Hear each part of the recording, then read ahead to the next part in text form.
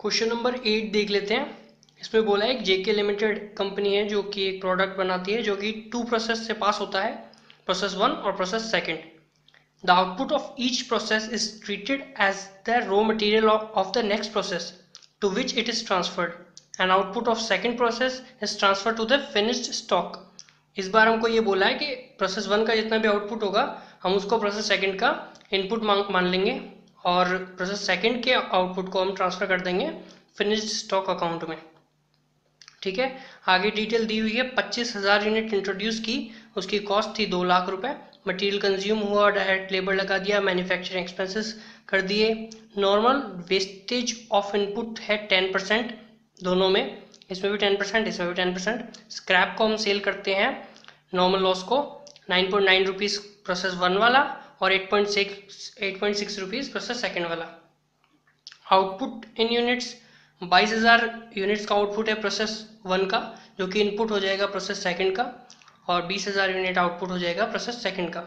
इसने बोला है प्रोसेस 1 और प्रोसेस 2 अकाउंट बना दो और abnormal loss abnormal gain account बना दो। तो स्टार्ट करते हैं। सबसे पहले स्टार्ट किया, इनपुट लिख दिया, 25,000 यूनिट थी, 2 लाख का अमाउंट था। 25,000 यूनिट 2 लाख का अमाउंट लिख दिया। Material consume, direct labour, expenses, material consume, direct labour और एक्सपेंसेस भी लिख दिए। उसके बाद हम सीधा आ जाते हैं नॉर्मल लॉस पे। नॉर्मल लॉस 10% है इनपुट का, यानी कि 25,000 यूनिट्स का 10% 2500 यूनिट्स, इसको हम सेल करते हैं 9.9 रुपीज़ में। तो इससे मल्टीप्लाई करा के अमाउंट के कॉलम में और यूनिट के कॉलम में लिख दिया। अब बारी आती है पर यूनिट कॉस्ट निकालने की। तो हमने टोटल लगाया, हमने इतने एक्सपेंसेस किए थे 7,56,000 रुपीज़ के, जिसमें से इतना हमने नॉर्मल लॉस को सेल कर दिया, उसको लेस कर देंगे। 25,000 यूनिट्स की बात हो रही थी, जिसमें से हमने 2500 यूनिट्स को सेल कर दिया, तो पर यूनिट कॉस्ट निकल के आई हमारे पास में 32.50। ठीक है, अब प्रोसेस 1 में दिया हुआ है आउटपुट 22,000 यूनिट्स का। 25,000 यूनिट्स में से जब हम 10% नॉर्मल लॉस लेस कर देते हैं तो आउटपुट आना चाहिए था 22,500 यूनिट्स का, लेकिन आया कितना 22,000 यूनिट्स का, यानी कि 500 यूनिट्स का जो है हमको एबनॉर्मल लॉस हो गया। तो एबनॉर्मल लॉस हमको 500 यूनिट्स का हमने दिखा दिया और पर यूनिट कॉस्ट हमको पता ही है, और इसने बोला है 22,000 यूनिट हम डायरेक्ट प्रोसेस 2 में ट्रांसफर कर देंगे, पर यूनिट कॉस्ट से मल्टीप्लाई करा के अमाउंट में लिख दिया और 22,000 यूनिट्स ऐसे के ऐसे प्रोसेस 2 में ट्रांसफर कर दी। प्रोसेस 2 में आए 22,000 यूनिट्स लिखी, उसका अमाउंट लिखा, वही सेम। मटीरियल कंज्यूम यहाँ से उठा लिया, मटीरियल कंज्यूम इतना हुआ था, हमने लेबर इतना लगाया, मैन्युफैक्चरिंग एक्सपेंसेस इतने लगा दिए। इतनी बात करने के बाद हम आ जाते हैं नॉर्मल लॉस पे। 10% है इनपुट का, 22,000 का 10% 2200 यूनिट्स, इसको हम सेल कर देते हैं 8.6 रुपीज़ पर यूनिट में।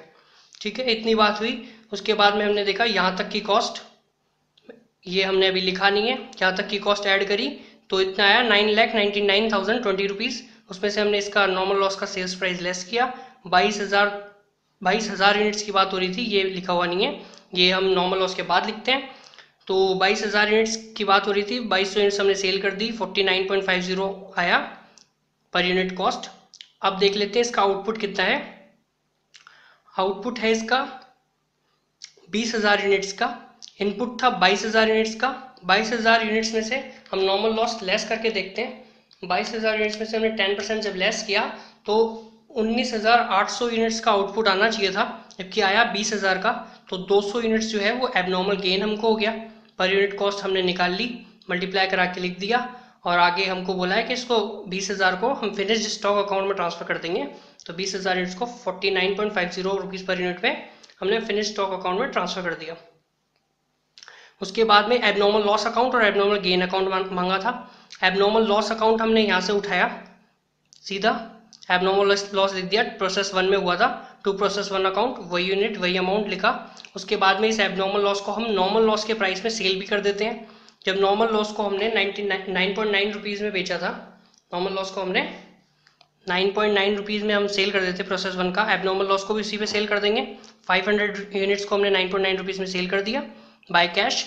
ठीक है, और बाकी का जो हमारा वाकई में लॉस हुआ है उसको हमने कॉस्टिंग पीएनएल अकाउंट में ट्रांसफर कर दिया 11,300 रुपये। एबनॉर्मल गेन यहाँ से उठाया, बाय प्रोसेस 2 200 यूनिट्स 9,900 रुपीज़ का अमाउंट लिख दिया। और इसको हम नॉर्मल लॉस से कम कर देते हैं 200 यूनिट्स। अगर ये गेन नहीं भी होता तो हम इसको 8.6 रुपीज़ जो कि नॉर्मल लॉस का सेल्स प्राइस है, तो हम अगर ये लॉस हो जाता तो हम इसको मार्केट में बेच आते। टू नॉर्मल लॉस 8.6 रुपीज़ से हमको मल्टीप्लाई करा के यहाँ पे लिख दिया, और जो बैलेंस आएगा वो हम P&L अकाउंट में ट्रांसफ़र कर देंगे। ये हमने P&L अकाउंट में ट्रांसफ़र कर दिया। इसके बाद में देख लेते हैं क्वेश्चन नंबर 14। ये रहा, इसको स्टार्ट करते हैं। A product passes through two process A and B process की बात हो रही है, और इसमें बताया कि प्रोसेस ए में जो इनपुट होगा वो 8000 यूनिट्स का होगा 9 रुपीज़ पर यूनिट पे, और बाकी की इंफॉर्मेशन हमको दी हुई है। आउटपुट यूनिट्स बता रखी है 7500 रुपीज़ जो है ए की, और 4800 यूनिट्स 7500 यूनिट्स जो है ए की, और 4800 यूनिट्स जो है प्रोसेस बी की है। नॉर्मल लॉस 5% ए में होता है, 10% प्रोसेस बी में हो जाता है। स्क्रैप वैल्यू 2 रुपये पर यूनिट पे हम इसका स्क्रैप बेच आते हैं, 10 रुपये पर यूनिट पे हम बी का स्क्रैप बेच आते हैं। डायरेक्ट वेजेस बता दिए हमको, इतने हम वेजेस खर्च करते हैं, डायरेक्ट एक्सपेंसेस इतने करते हैं। सेलिंग प्राइस पर यूनिट भी बता दिया 15 और 25। अब इसने बताया टोटल ओवरहेड्स जो है वो है 17,400 रुपये, were recovered as percentage of direct wages. Direct wages के परसेंटेज में हम इसको एलोकेट करेंगे, जो कि डायरेक्ट वेजेस का रेशो ये दिया हुआ है। अगर इसको रेशो बनाए तो ये बनता है 1:2 का रेशो, ठीक है, यानी कि 2 + 1 3, 1/3 और 2/3, ये प्रोसेस ए का और ये प्रोसेस बी का, ठीक है। तो 17,400 का 1/3 जो है हम प्रोसेस ए में ट्रांसफर कर देंगे, 17,400 का 2/3 जो है हम प्रोसेस बी में ट्रांसफर कर देंगे, ठीक है। और आगे चलते हैं। इसने सेलिंग एक्सपेंसेस बता दिए हमको 5,000 रुपये के, और ये बोला है कि ये प्रोसेस में एलोकेट नहीं हो सकता, these are not allocated to process, तो हम इसको डायरेक्ट P&L अकाउंट में ट्रांसफर कर देंगे जब ये प्रोसेस में नहीं जा रहा। तो 2/3 of the output of process A was passed on to the next process and the balance was sold. तो इसके आउटपुट का यानी कि 7,500 यूनिट्स का हम 2/3 जो है वो प्रोसेस बी में भेज देंगे, और बचा हुआ 1/3 जो है वो हम सेल कर देंगे, ठीक है। The entire output of process B was sold, और प्रोसेस बी का पूरा आउटपुट जितना भी 4,800 यूनिट्स का है इसको हम सेल कर देंगे। इसने बोला है प्रोसेस ए और प्रोसेस बी अकाउंट बनाओ, लेकिन इसने जो है हमको सेलिंग प्राइस भी दी हुई है, और इसने हमको सेलिंग एक्सपेंस भी दिया हुआ है जो कि प्रोसेस में ट्रांसफर नहीं करना, तो हम इसको P&L अकाउंट में ट्रांसफर करेंगे। तो P&L अकाउंट भी बनाया हुआ है इस क्वेश्चन में, तो वो भी बना लेंगे। प्रोसेस ए अकाउंट बना लेते हैं। इसने बोला 8,000 इनपुट थी 9 रुपीज़ पर यूनिट पे, 8,000 इनपुट 9 रुपीज़ पर यूनिट पे, हमने ऐसे कैसे लिख दिया। इसने हमको बताया डायरेक्ट वेजेस और डायरेक्ट एक्सपेंसेस ये खर्च किए थे, लिख दिए। ओवरहेड इसने बताया 17,400, the total overhead ₹17,400 were recovered as a percentage of direct wages. Direct wages का परसेंटेज 12,000 और 24,000 के रेशो में, इसको कैंसिल करते हैं 1:2 का रेशो आता है, यानी कि 1/3 और 2/3, ठीक है। तो इसको हमने 17,400 का 1/3 जो है 1/3 हमने ट्रांसफर कर दिया प्रोसेस ए में, यहाँ पे लिख दिया। नॉर्मल लॉस इसने बोला था 5% होता है प्रोसेस ए में, इनपुट का 5%, 8,000 का 5% हमने निकाला, 400 यूनिट आया, इसको हम 2 रुपये पर यूनिट पे सेल कर देते हैं, सेल कर दिया। टोटल एक्सपेंसेस इतने थे हमारे, इसमें से हमने 800 रुपये नॉर्मल लॉस को सेल कर दिया, 400 यूनिट्स, टोटल 8,000 यूनिट थी, 400 यूनिट्स नॉर्मल लॉस की सेल कर दी। पर यूनिट कॉस्ट हमारी आ रही है 12.5 रुपये, ठीक है। अब इसके बाद में इसका आउटपुट 7,500 यूनिट का आउटपुट आ रहा है। इनपुट डाला था हमने 8,000 यूनिट का, 8,000 यूनिट में से नॉर्मल लॉस को लेस कर देते हैं 5%, 7,600 यूनिट्स का हमारे पास में आउटपुट आना चाहिए था 5% लेस करने के बाद में, लेकिन आ रहा है 7,500 का, यानी कि 100 यूनिट्स का क्या हुआ एबनॉर्मल लॉस, उसको हमने दिखा दिया 12.5 रुपये की कॉस्ट पे। और हमने 7,500 का 2/3, क्वेश्चन ने बोला था 2/3 जो है हमको प्रोसेस बी में ट्रांसफर करना है नेक्स्ट प्रोसेस में, तो हमने 7,500 का 2/3 ट्रांसफर कर दिया, और 7,500 का 1/3 जो है हमने सेल कर दिया बाय P&L से। प्रोसेस बी अकाउंट बना लेते हैं। प्रोसेस बी अकाउंट में हमने सबसे पहले तो इनपुट लिखा जो कि हमने प्रोसेस ए से ट्रांसफर किया था, डायरेक्ट वेजेस और डायरेक्ट एक्सपेंसेस ने हमको दिए हुए हैं, ओवरहेड्स का 2/3 ट्रांसफर करना था, इसमें 1:2 का रेशो था क्योंकि डायरेक्ट वेजेस का, तो 2/3 हम इसको ट्रांसफर कर देंगे यहाँ पे। उसके बाद में 10% इनपुट का नॉर्मल लॉस आता है। इनपुट 5,000 थी, तो 5,000 का 10% निकाला और उसको 10 रुपये पर यूनिट पे हम सेल कर देते हैं, सेल कर दिया। टोटल कॉस्ट यहाँ तक की ऐड की इतनी आई, 5,000 सेल करके रिकवर कर लिया। 5,000 यूनिट्स की बात हो रही थी, 500 यूनिट सेल हो चुकी है। गुड आउटपुट की कॉस्ट कितनी आई, 21.8 रुपीज़ पर यूनिट। तो इससे हमने कॉस्ट निकाल ली और अब देखा कि इसका आउटपुट कितना है। आउटपुट इसने बताया हमको 4,800 यूनिट्स का आउटपुट है। हमने इनपुट डाला था 5,000 यूनिट्स का, ये हमने यहाँ पे ट्रांसफ़र की थी प्रोसेस बी में।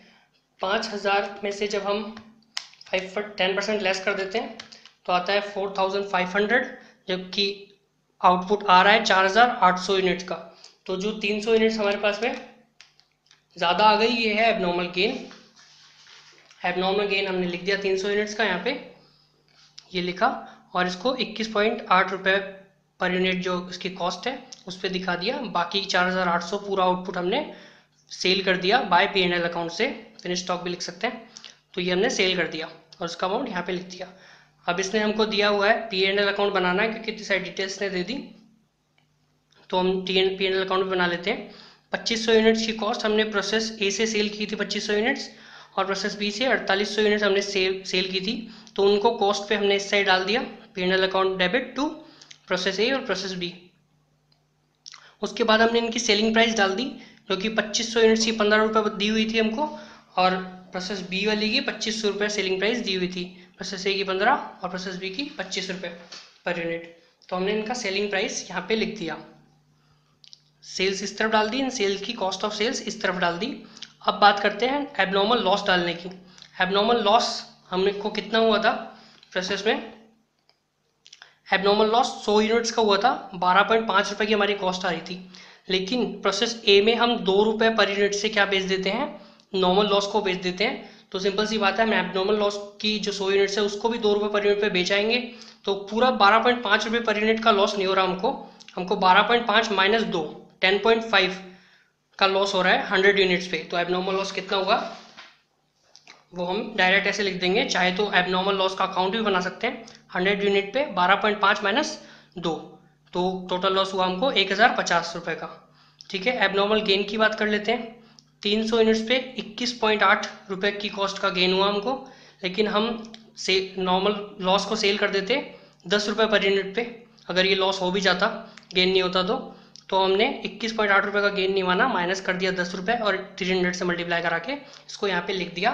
2 अजम्पशंस, पहली ये, और सेलिंग एक्सपेंस भी हमने इसमें डाल दिए क्योंकि वो प्रोसेस में नहीं जा रहा। तो इसको ये बात हमने लिख दी कि selling expenses are not allocable to process which is debited directly to P&L account. दूसरी हमने क्या अज्यूम किया, it is assumed that process A and process B are not responsibility centres and hence process A and process B have not been credited to direct sales.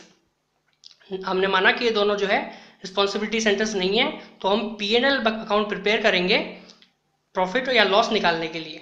ठीक है, ये question 14 था, ये भी हो चुका।